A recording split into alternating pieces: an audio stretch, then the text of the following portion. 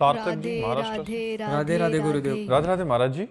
महाराज जी, ग्रस्त जीवन में रहकर क्या हम महाराज जी आपके जैसा बन सकते हैं क्या? अब हम जहां पहुंचना चाहते हो वहां तो पहुंच सकते हो, लेकिन हमारे जैसा बनना तो बड़ा कठिन होगा। पहुंचना तो हो सकता है। पहुंचना इसलिए हो सकता है कि अगर आप अपने धर्म का पालन करते हुए, नाम जप करते हुए पूरा जीवन पवित्रता से व्यतीत करें, तो हम जिन भगवान को प्राप्त होंगे उन्हीं भगवान को आप प्राप्त होंगे। पर हमारे जैसा बनना तो बहुत कठिन बात है, बहुत कठिन। जो यात्रा हम पूरी करके आए हैं वो कांप जाते हैं, सोच करके कांप जाते हैं, कैसे ये तो भगवान ने पार करवा दी। अब आप कै साल के हो? 21 साल। हाँ, तो इतने में तो हमको 8 वर्ष हो गए थे बाबा जी बने हुए। तब कैसे तो प्रेमानंद कैसे बन सकते हैं? महाराज, ग्रस्त में रहते हुए क्या महत्व ज्यादा है? भक्ति करते रहे, बच्चे परेशान हो रहे हैं। नहीं, ऐसी भक्ति कब किसने बताई तुमको कि जिसमें बच्चे परेशान हो? पता ही नहीं, मतलब कह रहा। नहीं तो आप ऐसी भक्ति मानते किसको हो? क्या चुपचाप बैठे रहना भक्ति है क्या?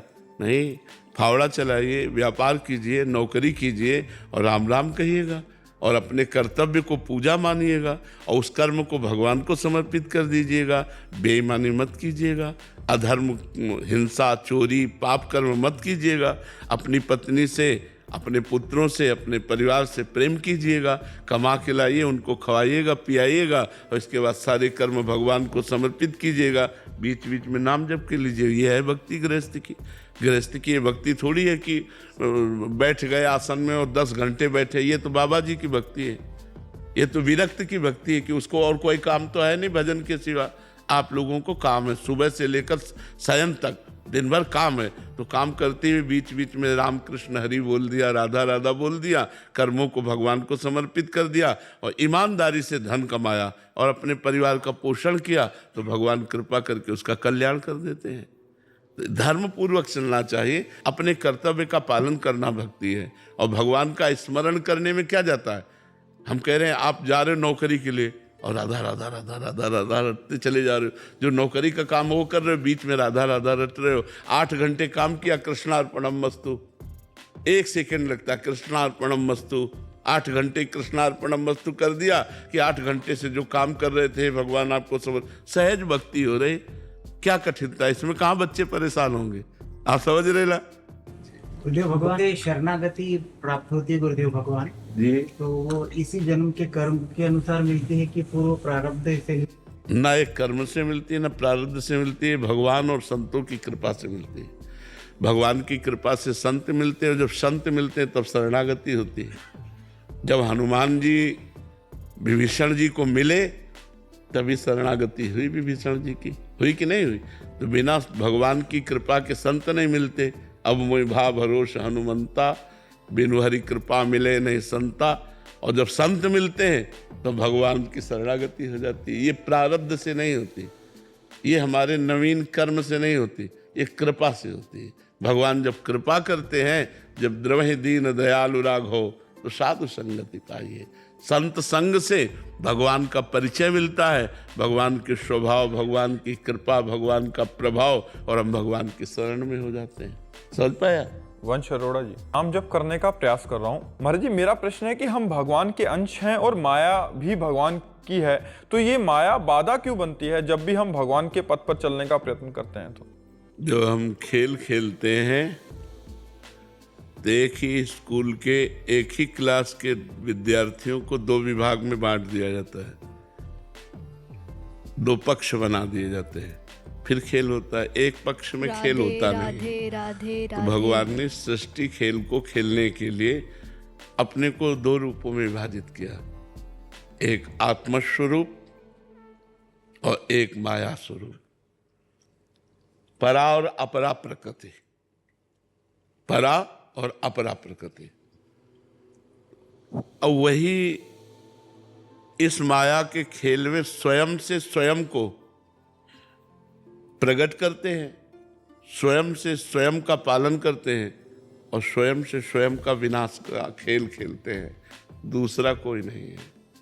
मम माया तो ममैवांशो, मेरा अंश ये। तो खेल कभी भी जो तो है वो दो पार्टी में होता है, पार्टी दो बनाई जाती है, एक पक्ष एक विपक्ष होता है ना। तो अब दोनों को अपनी अपनी ताकत दी जाती है। जैसे हम कबड्डी बोलने जाएं विपक्ष में तो 4-5 हमारे को पकड़ के चढ़ बैठेंगे, लेकिन हमको उनको घसीट के पाला तक लाना है, न सांस टूटनी है और न रुकना है। ऐसे ही हमें माया के पक्ष में जाना है, शरीर संबंधी सब माया पक्ष, राधा राधा राधा राधा राधा राधा, ये सांस न टूटने पावे। और पाला ये है कि हमें भगवान की प्राप्ति करनी है। अगर हमें ये लक्ष्य याद रहा कि मुझे भगवान की प्राप्ति करनी है और भगवान नाम नहीं छूटा तो हम जीत गए। अगर सांस टूट गई, पाला तक नहीं आए, तो वो काम क्रोध लोभ मोह मद मत्सर ये माया के पक्ष के हैं। ये दबा करके जीव को फिर पुनरपि जननम पुनरपि मरणम पुनरपि जननी जठरे शयनम, एक कबड्डी का खेल जैसे होता है ना, ऐसे ही माया का खेल है। और एक ही स्वामी की है दोनों शक्तियां, एक पराशक्ति एक अपराशक्ति। तो परा और अपरा दोनों शक्तियों के खेल में विजयी वही होता है जो भगवान की शरण में हो जाता है। मामेवि प्रपद्यन्ते माया में ताम तरन्ते। तो हम भगवान की शरण में होकर भगवान का नाम जप करें, जिससे भगवान की माया शक्ति पर हम विजय प्राप्त करें। वो विरोध करेगी, अपने पक्ष का तो खेल है ना, तो आपको पकड़ेगी, अपने पक्ष में घसीटेगी, आपको उनसे छुड़ा करके भगवान की तरफ बढ़ना है। यही खेल है। छुड़ा ले गए तो परम पद मिला और हार गए तो आउट। चलो फिर जन्मों मरो सुअर कुत्ता पशु पक्षी नाना प्रकार की योनियों में जाओ। समझ पा रहे ना आप? दीपक शर्मा जी जम्मू से। राधे राधे महाराज जी। राधे राधे महाराज जी। महाराज जी, मेरा प्रश्न है कि किस पाप से कितना भजन नष्ट होता है, इसका पता कैसे चलेगा? ये निर्णय कर सकते हैं किसका है, इसका तो भगवान ही निर्णय कर सकते हैं कि आप कौन सा। एक सबसे बड़ा जैसे पाप है, आप किसी साधु भक्त भजन करने वाले को आप अपमान कर दो, तो आपके इस जन्म के सारे पुण्य नष्ट हो जाएंगे एक साथ।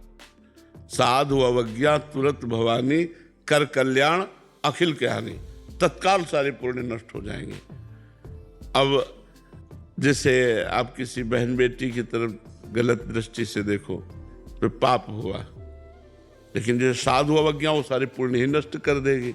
तो पापों का तो ढेर है, गर्भ हत्या, भ्रूण हत्या, चोरी, हिंसा, न जाने कितना। जैसे पुण्यों का है तीर्थ याटन, नाम जप, नाम कीर्तन, दूसरों का उपकार करना, ऐसे ही पाप की भी है। अब वो किस क्वालिटी से कितना पाप बनता है, उसका क्या परिणाम होता है, तो भगवान ही जाने।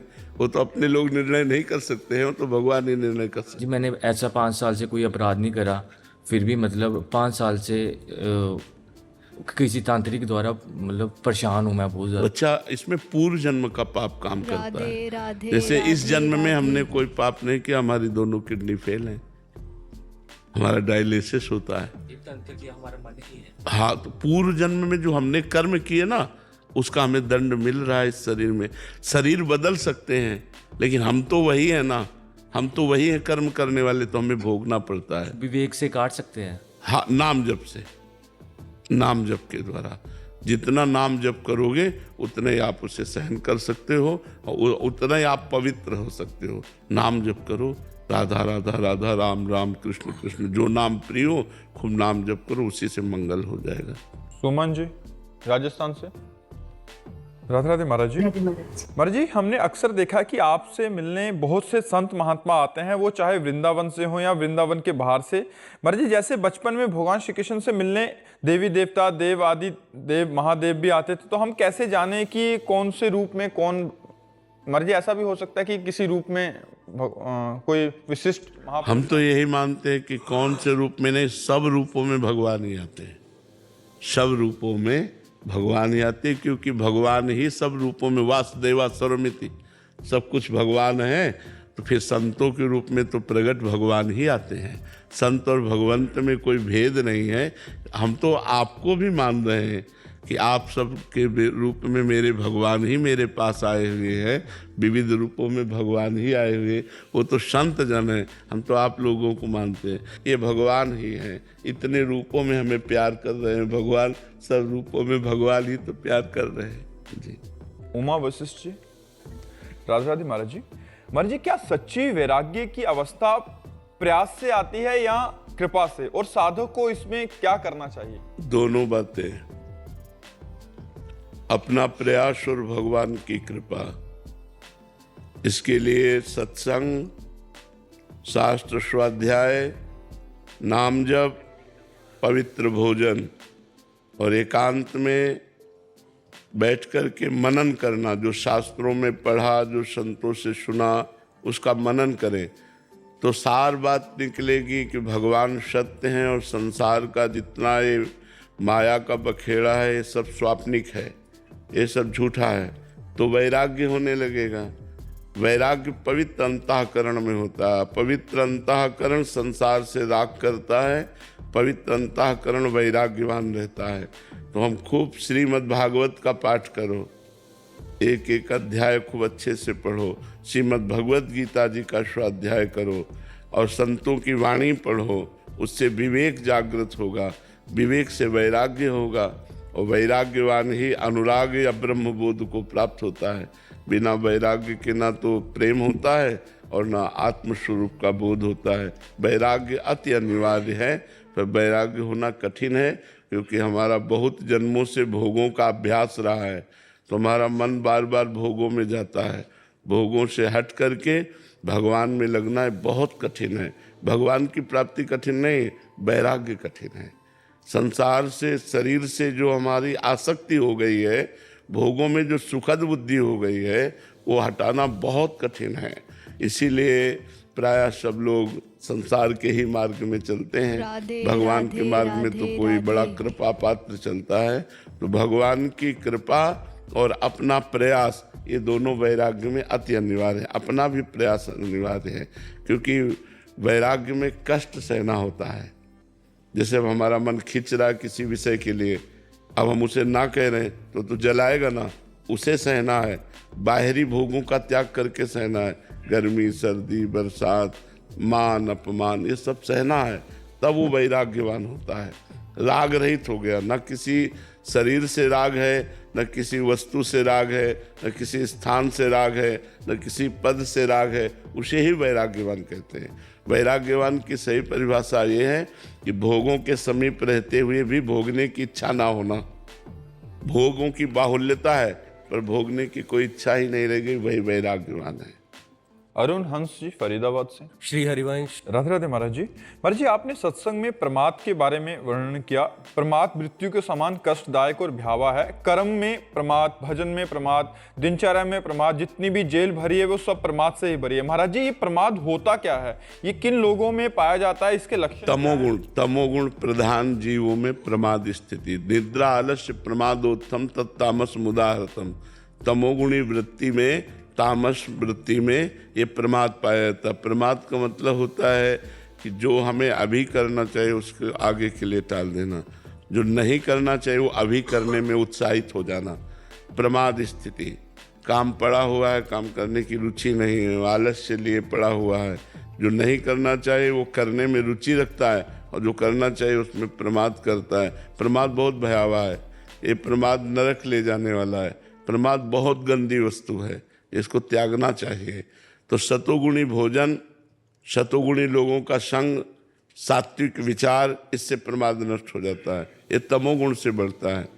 इसीलिए हम लोग प्याज लहसुन के लिए भी मना करते हैं कि इसको त्यागो, क्योंकि ये तमोगुण की प्रवृत्ति पैदा कर देता। नाक में गुस्सा है, प्रमाद स्थिति है। सत्कार्यों के लिए मन डराता है, असत कार्यों के लिए उत्साहित होकर लगता है। इसलिए तमोगुण त्याज्य है, रजोगुण तमोगुण त्याज्य है। सतोगुण को ग्रहण करे और फिर भगवत चिंतन के प्रभाव से सतोगुण का भी त्याग कर दे। महाराज जी, जैसे हम कोई दिनचर्या करते हैं, ठानने की कोशिश करते हैं और वो 2 दिन करते हैं, फिर तीसरे दिन इसे प्रमाद कहते हैं। इसे प्रमाद कहते हैं। इसे प्रमाद कहते हैं। दिनचर्या में आलस्य प्रमाद नहीं होना चाहिए। चाहे जितनी बीमार स्थिति हो, लेकिन दिनचर्या अपनी दिनचर्या है। बुखार है लेकिन उठ करके गर्म पानी से नहाना, नहा कर माला लेकर बैठ जाना, शरीर में पीड़ा है लेकिन माला चल रहा है, राधा राधा, ये है। अब कुछ नहीं है, आज चलो यार रहने दो, ये नहीं, उठो तुरंत फिर। तो जैसे हमें 1 बजे उठना है रात्रि के या 2 बजे उठना है, वह उठे और फेंक दिया कंबल, अगर कंबल रजाई जो लिए उसे बिल्कुल अलग करिए, नहीं कि उड़ करके फिर नहीं, उसे एकदम अलग कर दिया और बस बैठे अपनी दिनचर्या में लग गए। कठोर अपने जीवन में जो साधना करता है वही उन्नति को प्राप्त होता है। अपने प्रति ढिलाई नहीं रखनी चाहिए, शरीर के प्रति ढिलाई नहीं रखनी चाहिए। उचित भोजन, उचित बातचीत, उचित मनोरंजन, उचित व्यवहार, नाम जप, वाणी पाठ, शास्त्रों का स्वाध्याय, इससे हमारी बुद्धि का मार्जन होता है, बुद्धि हमारी पवित्र होती है, तो ये प्रमाद खत्म होता है। प्रमाद स्थिति तो बहुत भयावह नरक है। क्या जिंदगी है, लोग प्रमाद में जीवन व्यतीत करते हैं। अरे कमाने के लिए आए हो, 60, 70, 80 वर्ष आयु है, इसमें बचपन तो चला गया खेल कूद में, जवानी में तूफान आता है विकारों का, बुढ़ापे में करने लायक नहीं रहते, तो साधना कब करोगे? साधना के लिए हमको समय जवानी में ही तो निकालना होगा। आजकल प्रमाद स्थिति ही बढ़ रही है। 9, 10 बजे तक सोना कैसे हो सकता है? जब तक आप अपनी दिनचर्या को ठीक नहीं रखेंगे तब तक आप नहीं चल पाएंगे। तो दिनचर्या में ध्यान दीजिए तो प्रमाद नष्ट हो जाएगा। हमें ये करना ही है, हमें ये करना है बस। तो पर उसके लिए पवित्रता चाहिए, तो इसलिए पवित्र भोजन पाना चाहिए, पवित्र लोगों का संग करना चाहिए, पवित्र विचार होने चाहिए। तो हमारी जिज्ञासा बड़े भजन के प्रति, धर्म के प्रति, सत्य के प्रति, नियमावली के प्रति, संयम नियम के प्रति। अभी तो मन है, आया तो माला चला लिया, नहीं मन आया तो कोई बात नहीं। मन आया तो 4 बजे उठ गए, नहा लिया, नहीं मन आया तो 4 दिन नहीं नहाए। ऐसी प्रमाद स्थिति में प्राय ऐसा ही समझ जाता है। तो पर महाराज जी, जैसे हम 2-3 दिन ऐसे करते हैं तो फिर खुद में अहंकार आ जाता है कि ये कर रहे हैं अपन। 2-3 दिन करते हो इसीलिए आ जाता है, बराबर कर तो बताएगा। बराबर करने की कोशिश करते हैं, उससे पहले आ जाता है, फिर टूट जाता है। फिर महाराज फिर इसलिए जाता है कि उसमें आपकी नियमावली पक्की नहीं है, नहीं छूट नहीं सकता, नियमावली में नहीं छूटता। नियमावली पक्की होनी चाहिए, नियमावली पक्की होनी चाहिए। मतलब यही चीज प्रमाद के अंतर्गत ही। हाँ, यही अपनी नियमावली टूटना, अपने जो हम दिनचर्या बना रहे हैं वो न कर पाना, सत्कार्यों को न कर पाना, इसी का नाम प्रमाद स्थिति है। मित्तल जी अहमदाबाद से। राधा वल्लभ श्री। राधे राधे महाराज जी। महाराज जी, हर किसी की जिंदगी में एक ऐसा समय आता है कि वो इतनी ठोकरें खा चुका होता है कि तब समझ में आता है कि मेरा कोई नहीं है। फिर श्री जी कुछ ऐसा संभाल लेती हैं, तो ये बात बिना ठोकरें खाए समझ नहीं आती क्या महाराज? नहीं आती। क्योंकि हमारी आशा रहती है ना कि हमको कोई प्यार करे, हमारा कोई हो, और संसार में प्रियता, तो लगता है इन्होंने नहीं प्यार किया तो शायद ये प्यार करे, माँ ने प्यार नहीं किया तो पिता प्यार करे, भाई प्यार करे, हमारा फ्रेंड प्यार करे। मतलब हमारी एक भूख रहती है कि कोई हमें प्यार करे, सबकी रहती है, आपकी नहीं, पूरी सृष्टि की, पशु पक्षी की भी रहती है, पशु पक्षी की भी रहती है, कोई प्यार करे। हम लोग प्रेम के भूखे हैं, लेकिन प्रेम यहाँ है नहीं। यहाँ छल है, कपट है, स्वार्थ है, अपनी वासना की पूर्ति है। आपको जब तक हमारे से काम की पूर्ति होती रही तब तक तो आप प्यार का नाटक कर दो। जहाँ काम की पूर्ति नहीं होगी वहाँ कोई प्यार नहीं करता, क्योंकि हम प्रेममय भगवान के अंश हैं। भगवान प्रेम स्वरूप हैं, तो हम प्रेम में भगवान के अंश हैं। तो लगता है मुझे कहीं तो प्यार मिले, लेकिन कहीं प्यार टिकाऊ नहीं देता, टिकाऊ है नहीं प्यार, कहीं टिकाऊ नहीं है। किसी का थोड़ा लंबा चल गया अगर स्वार्थ और मन मिलता रहा, नहीं फिर प्यार मेरे शरीर को, मेरी वस्तुओं को, मेरे पद को, मेरी महिमा को देखकर नहीं, सिर्फ मुझे, वो तो केवल भगवान कर सकते हैं, वो कोई इंसान नहीं कर सकता। इसी बात से हमें वैराग्य हुआ था। हम कक्षा 9 में पढ़ रहे थे तो हमें माँ में बहुत आसक्ति थी, और जब हम स्कूल से आते और माँ आके झोला उतारती तो हमारे आग लग जाती है, मरेगी यार, फिर कैसे रह पाऊंगा, माँ मरेगी, पिताजी मरेंगे, यार मरण धर्मा शरीर मेरा कौन है, फिर कौन। बस सोचते सोचते दिमाग में बस ये आया कि भगवान।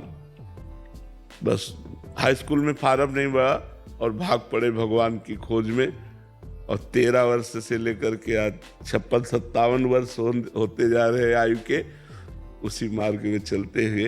तो वास्तविक जो प्यार है वो भगवान से मिलता है, इंसान से कभी नहीं मिलता, क्योंकि कोई कितना भी हो वो स्वार्थी होता है। महाराज जी, आपको प्रथम अनुभव कब हुआ था कि वो प्यार कर रहे हैं? पहले दिन ही अनुभव हो गया था, पहले दिन ही। हम जब भगे, और भगवान शंकर का मंदिर है नंदेश्वर, वहाँ से तो 3 बजे सुबह तड़के भगे थे। अपनी माता जी से केवल बताया था कि हम कल घर छोड़ देंगे, भगवान के मार्ग के पथिक बनेंगे, संत बनेंगे। तो उन्होंने मजाक समझा था, उन्होंने समझा था ऐसे बच्चा है, ऐसे कह रहा था। 3 बजे तड़के पिताजी को सोते देखकर प्रणाम किया, माताजी को प्रणाम किया, और बहनें भाई परिवार के सबको प्रणाम किया। एक बार तो हृदय कांप गया, अरे फिर हिम्मत की, गांव के बाहर निकले, फिर हृदय कांप गया, कहाँ जाओगे, क्या खाओगे, कहाँ रहोगे? बस उत्तर अंदर से, जहाँ भगवान रखेंगे, जैसे रखेंगे। तो भाग करके सूर्य उदय हुआ था तब पहुंचे थे, शंकर जी का मंदिर था नंदेश्वर, तो वहां जाके बैठ गए। 12 बजे तक नाम जप करते रहे। ब्राह्मण परिवार में जन्म हुआ था तो